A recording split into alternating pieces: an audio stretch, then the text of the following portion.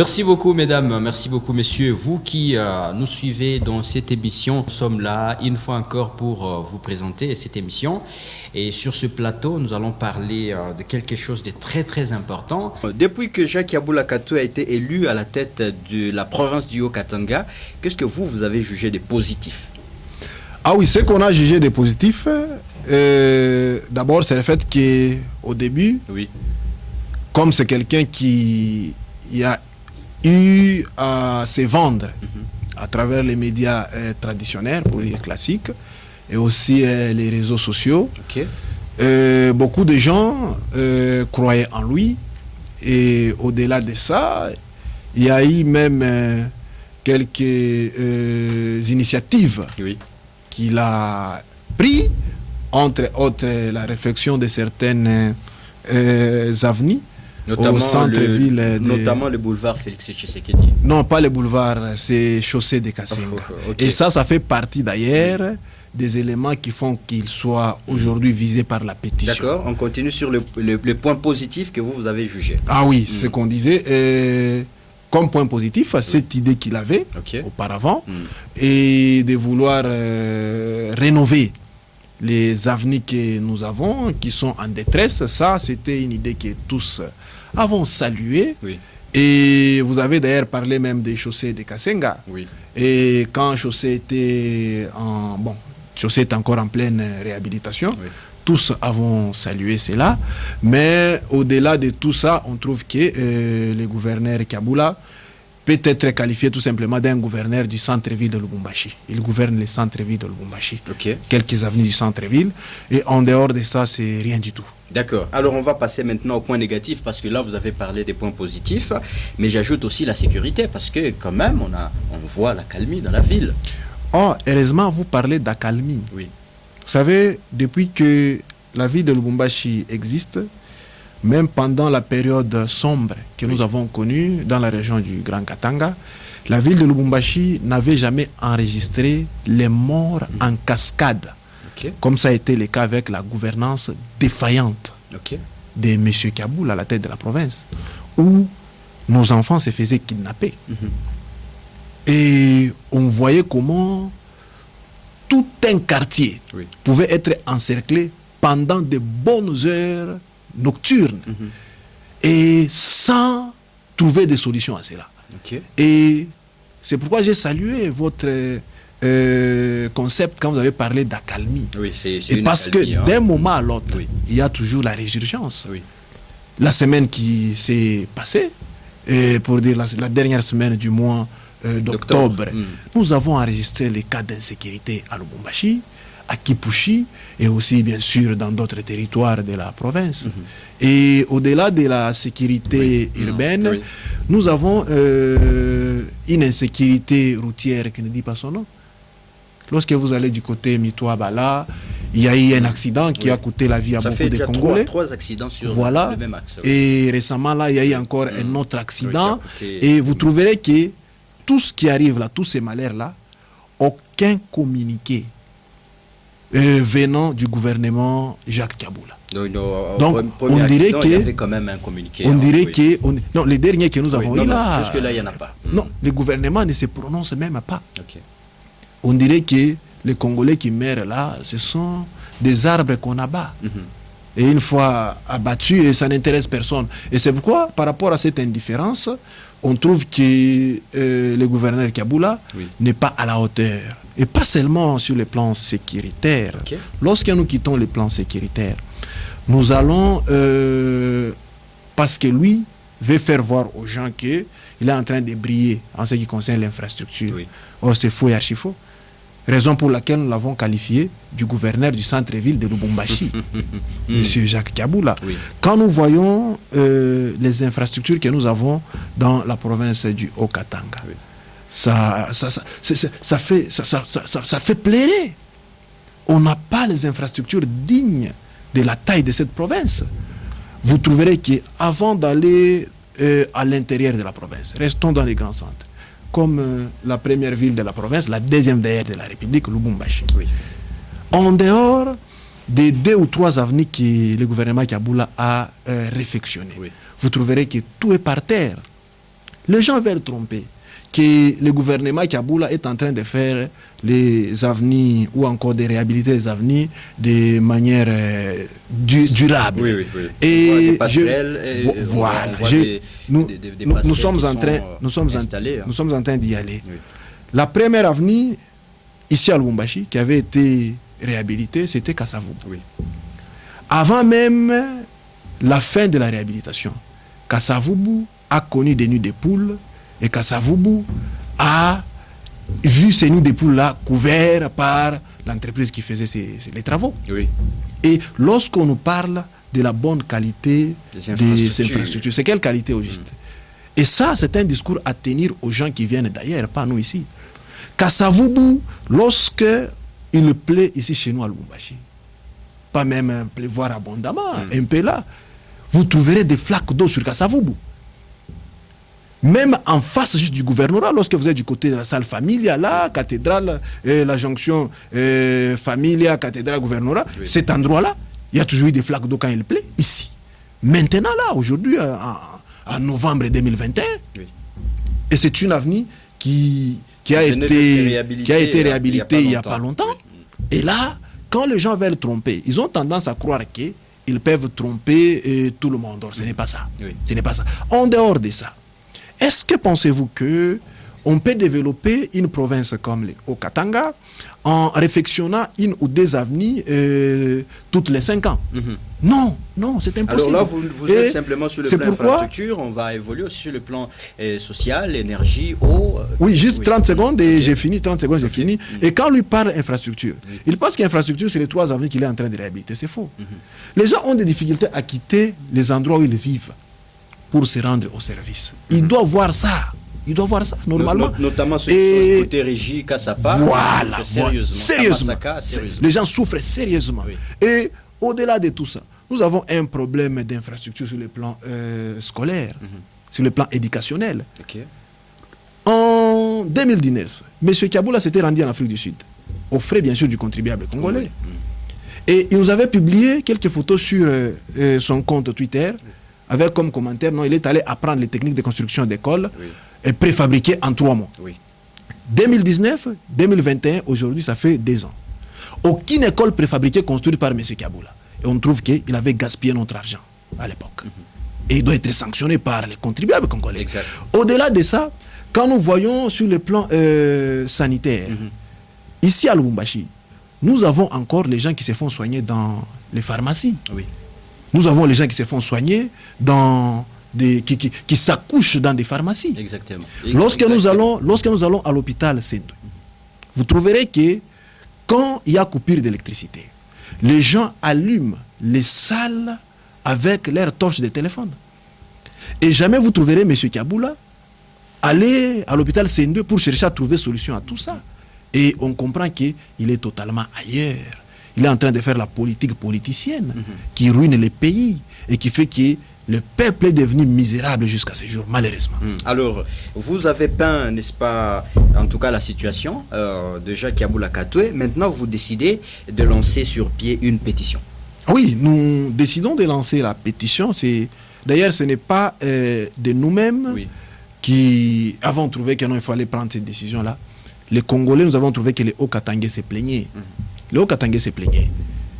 Parce qu'ils ont trouvé qu'ils sont laissés à leur triste sort par rapport à tout ce qu'ils ont comme problème.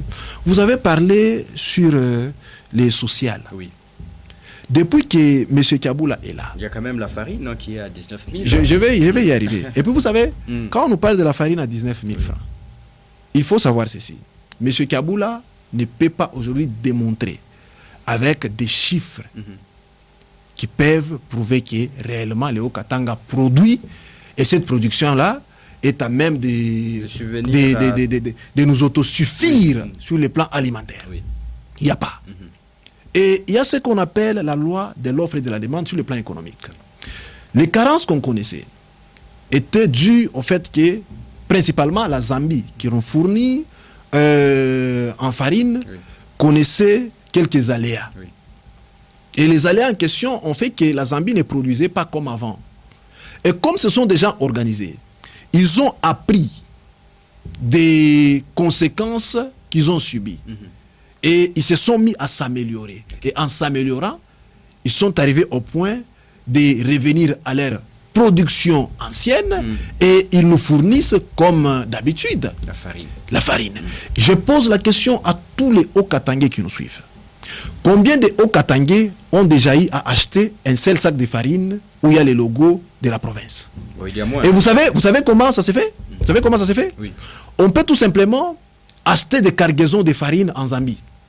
On vient avec ici à Lubumbashi, on fabrique des sacs, on y met des logos de la province du Haut-Katanga, et on prend la farine zambienne, on met dans ces sacs-là, et on dit aux gens que non, c'est nous qui produisons. Ça, c'est la fraude. Et c'est la fraude, voilà. Et c'est pourquoi j'ai dit, les Congolais ne sont pas assez dupes pour se laisser rouler dans cette histoire-là.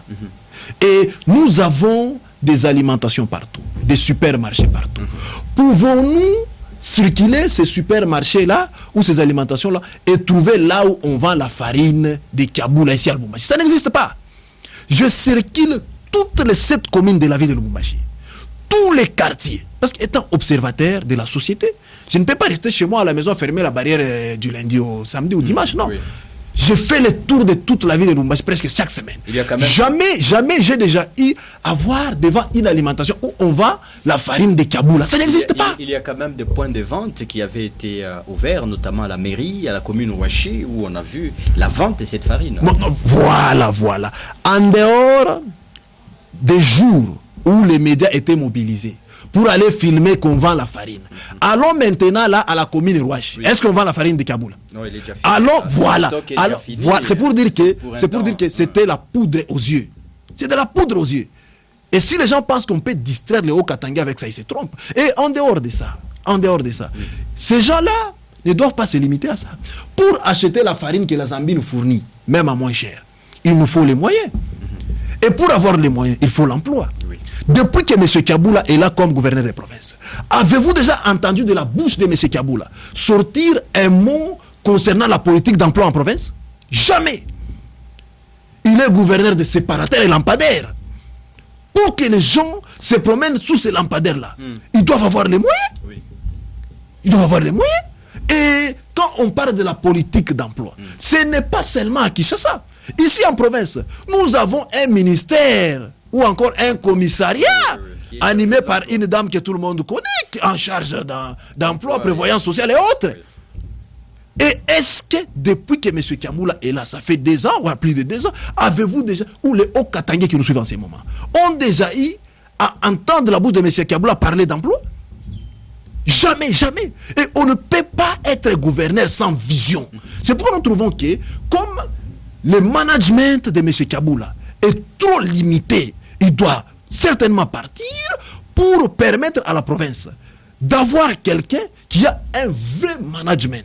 Est-ce que ce quelqu'un-là est facilement trouvable aujourd'hui? Mais écoutez, monsieur le journaliste, les Congolais qui ont les capacités sont nombreux. Au lieu d'avoir quelqu'un qui se concentre beaucoup plus à conserver son poste. Et c'est ce qui d'ailleurs qui ne plaît pas à beaucoup de gens. On doit savoir que le pouvoir qu'on a, gouverneur, président de la République ou qui que ce soit, c'est un pouvoir éphémère. Et M. Kaboula doit savoir aussi cela. Il n'est pas né gouverneur et il ne mourra pas gouverneur. C'est un mandat qui passera. Il ne doit pas être prêt à tout sacrifier pour conserver les postes. Non. Et c'est pourquoi vous trouverez qu'aujourd'hui, la population haut-katangaise est totalement oubliée et rejetée dans les oubliettes. Pourquoi? Parce que les gens qui sont appelés à pouvoir œuvrer pour l'intérêt de la population sont ailleurs. Nous avons parlé ici de la situation relative à l'électricité et à l'eau potable. Aujourd'hui, les Congolais, les gens pensent que nous mourons souvent des coronavirus. C'est faux. Les Haut-Katangais meurent souvent des maladies hydriques. Provenant de l'eau que nous consommons impropre, l'eau sale. Tout ça pourquoi? Parce qu'on n'a pas un pouvoir provincial capable d'assainir ces milieux-là. On n'en a pas. Or, avec tous les millions que les Haut-Katangais donnent au gouvernement provincial, qui bénéficient généralement à ceux qui ont des fonctions officielles. Il suffit tout simplement de constater le train de vie qu'avaient tous ces gens-là, qui sont au gouvernement provincial aujourd'hui, pas seulement au gouvernement provincial, mais aussi dans d'autres secteurs. Le train de vie qu'avaient tous ces gens-là avant d'être aux affaires publiques et ce qu'ils ont aujourd'hui comme vie. Ce qu'ils ont aujourd'hui comme vie. Et ils vivent avec l'argent du contribuable. Le contribuable en question, au lieu de lui donner même les minimums, l'eau, l'électricité, c'est impossible. Et prennent tout et ils oublient les contribuables. Alors, et comment comptez-vous arriver, n'est-ce pas, à convaincre la population avec votre pétition? Non, vous savez, il n'est même pas question de convaincre la population. Les gens sont conscients de la situation que nous sommes en train de traverser dans les Hauts-Katanga. Nous avons connu dans les Hauts-Katanga les gens qui avaient, pas dans le Haut-Katanga, même à l'époque dans la province du Katanga ou encore au niveau de la République, les gens qui avaient des visions. Vous savez, à l'époque du régime passé, comme il y avait quand même des gens qui avaient la vision, même s'ils avaient des difficultés à accomplir cela, ils nous avaient parlé des 5 chantiers. Oui. Où ils faisaient... Voilà. Et depuis que ces gens sont là, avec leur soi-disant union sacrée, oui. Vous trouvez que c'est vraiment la honte à la nation. C'est la honte à la nation. Les gens sont en train de faire la course à l'enrichissement illicite. À l'enrichissement illicite. Et tout ça au détriment des contribuables congolais. Nous sommes ici avec vous. Et l'émission, pour qu'il soit enregistré, nous sommes obligés de recommencer. Pourquoi? Parce qu'il y a des coupures intempestives du courant électrique. Des coupures intempestives. Les Congolais aujourd'hui, à Lubumbashi, les gens boivent l'eau de la pluie. Et Kabula est ailleurs. Ça existe encore ça? Ça existe ici à Lubumbashi. Ici à Lubumbashi. Faites tout simplement un tour. Quand il pleut, oui. Jetez un coup d'œil à travers les parcelles des gens. Vous trouverez les bidons, les seaux d'eau exposés là sous la pluie pour avoir de l'eau. Pour avoir de l'eau. Oui. Et ça, c'est au XXIe siècle. Au moment où nous avons une province qui produit presque tout, mais avec des dirigeants qui consomment tout au détriment de la population haut-katangaise. Et comme les hauts-katangais sont en train de subir ces malheurs, oui. C'est à eux de se décider. Et raison pour laquelle ils sont en train de signer massivement la pétition. Et M. Kabula, lui-même, avant même d'initier la pétition, se sentait déjà menacé par la colère populaire. Oui. C'est pourquoi il est allé se réfugier dans une équipe de football. Non, mais pensant que... Juste donner du souffle à cette équipe. Hein? Non, pas donner du souffle à cette équipe. Oui. Tout ce qu'il fait là, c'est politique. Il a tenu un meeting... non, d'abord, j'ai qualifié ça d'un meeting politique. Quand il a réuni les fanatiques de cette équipe-là, vous trouverez que dans son discours, c'est à peine qu'il a parlé sport. Et il était là en train de crier politique du début à la fin. Ce qui a énervé même certains fanatiques. Et en dehors de ça, vous trouverez que vous avez parlé de l'insécurité. Oui. Nous avions dénoncé l'insécurité, nous sommes en train de lutter contre l'insécurité, mais on ne comprend pas comment les gens qui se revendiquent en train de défendre M. Kabula peuvent se permettre de mettre en insécurité les Hauts-Katangais. Oui. Et nous avons des vidéos. Et ce ne sont pas des faits à négliger. Oui. Quand vous voyez, vous trouverez que ce sont des histoires bien planifiées. Les gens avec des calicots écrits pour dire ils ont pris tout le temps de planifier. Tout le temps de planifier. Et sur les calicots, on menace les gens même de mort. Et moi j'ai dit, ils ont encore la chance pour dire, monsieur le gouverneur Kabula a encore la chance, hein, parce que ces gens-là sont allés ailleurs. Le jour où ils viendront chez moi, John Mbango, c'est le jour où le pouvoir de monsieur Kabula prendra fin. Ça prendra fin. On ne peut pas voir dans une province les gens qui menacent de mort les citoyens et se revendiquent être fanatiques du gouverneur. Ça ne peut pas passer. Le gouverneur est appelé à sécuriser la population, pas à les mettre en insécurité. Et en réalité, le gouverneur devait faire même une déclaration pour dénoncer ces gens-là. Pour dénoncer ces gens-là. Et le gouverneur est totalement taiseux. Et comme en français on le dit, qui ne dit mon consent. Il a dit mon consent. On ne peut pas comprendre aujourd'hui. Et d'ailleurs, l'équipe en question, moi je suis né fanatique de cette équipe-là. Depuis que nous connaissons notre équipe, jamais vous trouverez ce que nous sommes en train de vivre aujourd'hui à Lubumbashi avec notre équipe. Jamais vous trouverez notre équipe, ou encore les fanatiques que nous sommes, en train de visiter les gens dans leur maison pour dire on viendra vous brûler, on viendra vous tuer. Jamais ça n'était arrivé ici. Jamais, jamais, jamais. On connaissait bien sûr certains débordements après les matchs. Ça peut arriver même en Europe. Ça peut arriver même en Europe. Mais pas les gens qui s'organisent avec des calicots, qui se tiennent devant les parcelles des gens et parfois ils cassent des fenêtres pour dire que non, on se revendique comme étant protecteur du gouverneur Kabula. Ça ne passe pas. Et c'est pourquoi on interpelle même les pouvoirs de Kinshasa. Oui, oui. On ne peut pas monter une milice à Lubumbashi pour insécuriser la population qui en a marre de la façon de faire de M. Kabila. S'il est gouverneur, il doit être gouverneur de la population. Et si la population aujourd'hui décide de le sortir de là où il est par une pétition, pourquoi on peut avoir une équipe de délinquants en train de circuler pour menacer les gens? Ça ne peut pas passer. Et ce n'est pas seulement ces gens-là.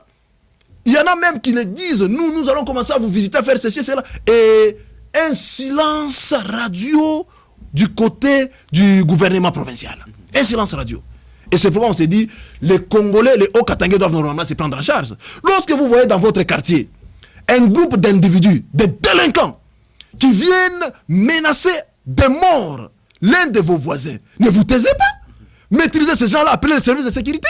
Et d'ailleurs, même notre compatriote qui avait été visité, lorsqu'on suit, il a eu même à appeler les services de sécurité et les services de sécurité n'ont pas répondu.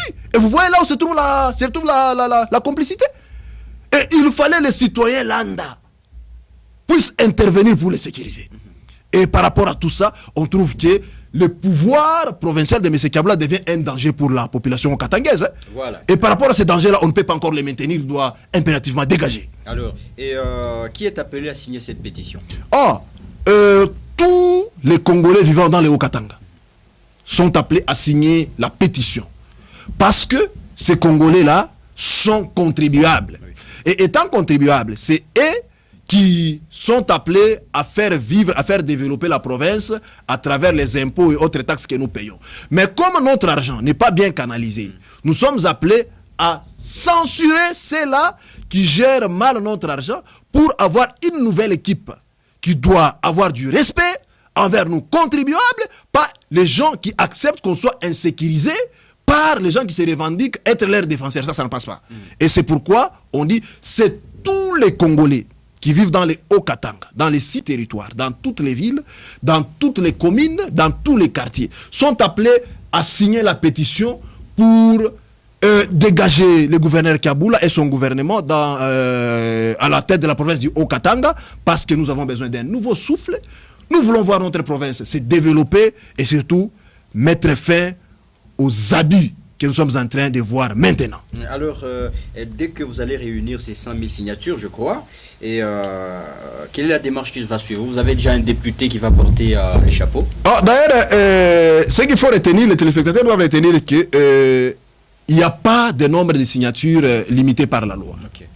Lorsque, par rapport à l'article 27 de la Constitution, vous voulez vous adresser à une autorité, parce que nous voulons nous adresser à une autorité législative, pour dire à l'Assemblée provinciale. Exactement. Même moi seul, je peux écrire une pétition, je signe et je la dépose. Okay. Et j'ai droit à la réponse. C'est ça l'article 27 de la Constitution. Pour attendre les 100 000 signatures, c'est lorsque nous avons besoin d'avoir les référendums sur une matière quelconque de la Constitution. Là, il faut 100 000 signatures, soit un nombre déterminé de députés, ou encore celui qui gère la République comme président, voilà. Et c'est ce que dit la Constitution. Mais lorsqu'il est question d'une pétition qui s'adresse à une autorité, les cas échéants, pour ici chez nous, qui s'adresse à l'autorité législative au niveau de la province du Haut-Katanga, cette pétition-là n'est pas soumise à un nombre déterminé de voix. Pour dire, même moi seul, je peux signer et je la dépose. Et pour avoir la légitimité, c'est pourquoi nous avons souhaité que les Hauts-Katangais y apposent leur signature et montrent réellement qu'ils en ont marre de la gestion maladroite de M. Kabila à la tête de la province. Alors vous allez faire comment pour faire parvenir cette pétition à la population? Une fois nous compilons les signatures, nous allons programmer un jour pendant lequel nous irons déposer la pétition. Et après le dépôt de la pétition, nous allons encore programmer un jour pour une marche générale dans la province du Haut-Katanga. Ça sera une marche générale dans tous les 6 territoires, dans toutes les villes, dans toutes les communes et dans tous les quartiers du Haut-Katanga. Et cette marche-là aura comme sens montrer aux députés provinciaux que c'est nous, Haut-Katangais, qui avons signé, qui nous mobilisons dans la rue pour vous demander d'initier une motion de censure contre le gouvernement provincial du Haut-Katanga, contre le gouverneur Jacques Kabila. Et Pour y arriver, la population doit s'exprimer à travers la rue, et la rue parlera, c'est sûr. Comme les députés sont là comme représentants du peuple, ils ne sont pas là comme représentants de M. Kaboula et son gouvernement. Ils finiront par fléchir à la volonté du souverain primaire.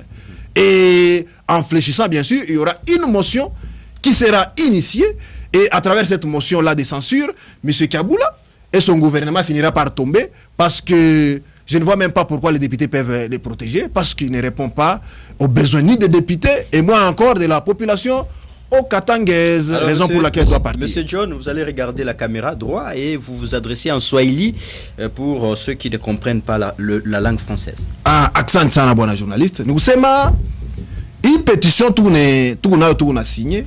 Tout na signé ni tunavumbula ki bwana Kaboula anabishindwa.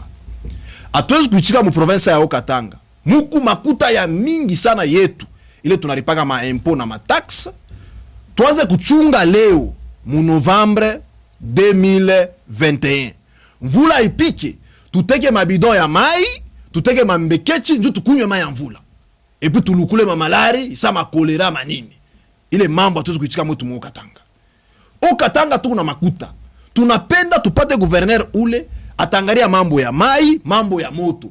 Apana gouverneur ule acha kubakiria paka gouverneur wa centre ville ya Lubumbashi. Eko paka mkamanyola kasavubu, mambo yake paka séparateur lampadaire. Est-ce que chie tutakunywa séparateur, tutakunywa lampadaire? Et c'est pourquoi tunasema shebo tunapasa kusinye. En dehors ya ile. Bantu beko wanasema no, mambo ya bunga. Muyua kusema bunga ina Kaboula na bushusha. Ni bazambia ile wakati bunga bunaanza kupanda, balikuwa na problème ya production. Abakwanza kuproduire bunga mingi.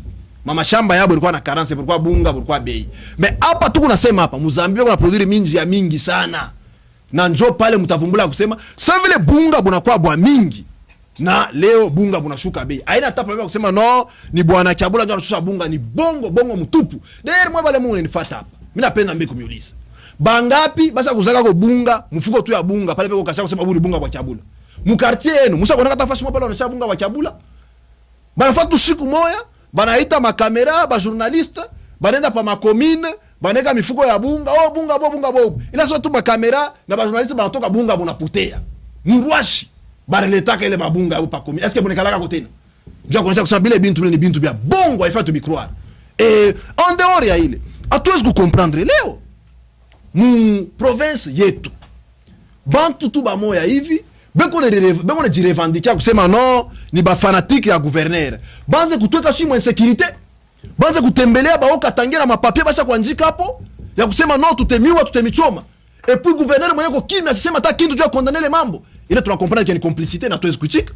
Et d'ailleurs ba le bantu ba le jirevendikia c'est non ni ba fanatique ya équipe ya football. Mais écoutez, si mimi ni fanatique wa l'équipe ya football, depuis barinizala comme fanatique na leo hivi mimi na komea mwile équipe ya football, jamais équipe yetu atuyafanyaka makaliko tunaenda kutembelea bantu na baraka tutabachoma, jamais équipe yetu yako yaka milice. Et tunavumbula ya kusema ni kintu kimoja balikuwa kutuletea sasa kwa equipe. Balikuwa kutuletea kwa equipe na atuwezi kuchika ile mambo hata siku moja. Gouvernement provincial, gouverneur Kaboula, eko pale ndio kusekirize bantu. Ashina pale njuba delinka ba moyo banze kutembea mu vile Lubumbashi na mapapier kwenda kupasuria bantu mama kalashi kutembea pa mpango ya bantu ya kusema tutemichoma. Et puis yanekala kimya mwile mambo atuwezi kuchika hata siku moja. C'est pourquoi tunasema hivi, tusigne une pétition du tout qui fin kui mambo. Gouvernement provincial pale ndio kutusekirize, hapana kuweka bantu mwa sécurité, ndio kutusekirize. En dehors ya ile, bantu beko besoin na makaji umu wetu mu Okatanga. Musa umshika hata siku moja, Jacques Kaboula anasema no, politiki yetu ni hivi ndio tupatie ba Okatanga makaji. Yeko paka anashunguluka mkamanyola, anashunguluka mushose anenda huku, bantu beko na bantu bana na makaji, bantu banakufa na manjala mu Okatanga yetu. Mais ça tu kuna biote.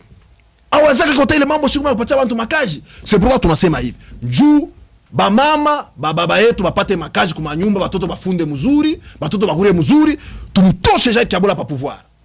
Parce que ashibiweze. Njoo tupate moto ya bien, tumtoshe pa pouvoir. Njoo tupate mai ya bien, tumtoshe pa pouvoir. Njoo sécurité irudie ya bien kweli. Parce que bantu wasema no sécurité. D'ailleurs, ijuma tu nayo. Bwa ntu visite vite oku kipusho oku babandi be opana tembe, andaori ya bale, bantu leta na babengine matoka kusema hapa.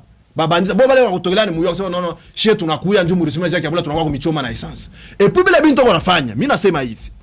Eko na bati parce que eko na bifanisha kwa bantu bengine.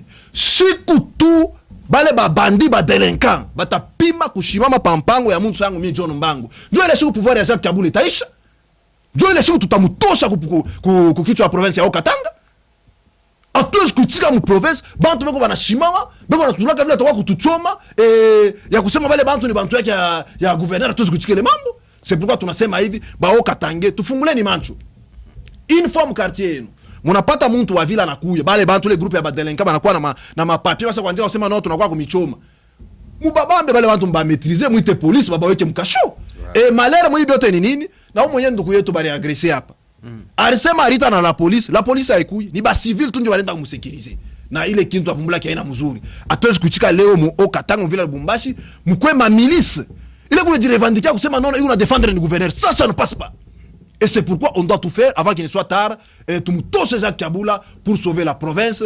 Na tokoe ma isha yetu mu Okatanga. Aksanti. Aksanti, Monsieur John, kwa kuya mu émission et tout. Aksanti. Voilà, mesdames et messieurs, merci à vous tous qui nous avez suivis.